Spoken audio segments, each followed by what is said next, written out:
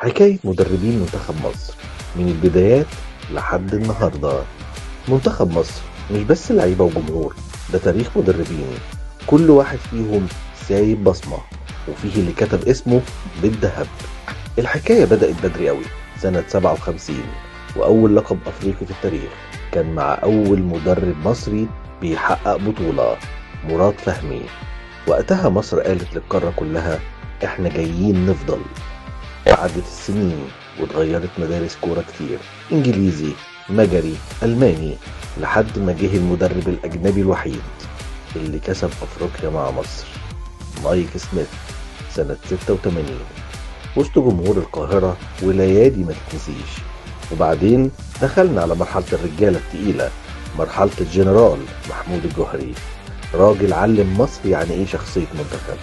كسب افريقيا 98، وحلم المونديال اتحقق معاه في 90. الجوهري مش بس مدرب، ده مدرسة كاملة. لكن لو هنتكلم عن العصر الذهبي بجد، لازم نقف احترام ونقول اسم واحد: حسن شحاتة، المعلم. راجل عمل اللي محدش عمله، 3 بطولات افريقيا ورا بعض: 2006، 2008، 2010. جيل متجانس، روح واحدة، وانتصارات كبيرة على كبار القارة. الفترة دي كانت أحلى سنين الكرة المصرية، وأقوى منتخب شافته أفريقيا. بعدها الدنيا ما كانتش سهلة، تغييرات، ضغط، لحد ما جه هيكتور كوبر، مدرب هادي بس رجع المنتخب للصورة. وصيف أفريقيا 2017، وتأهل لمونديال 2018 بعد غياب طويل. يمكن الأداء انتقد، بس النتيجة كانت موجودة.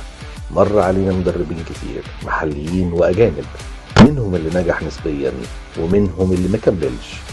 حسام البدري مثلا ما كسبش بطولة، بس ما خسرش ولا مباراة، وسجل المنتخب معاه أهداف كتير.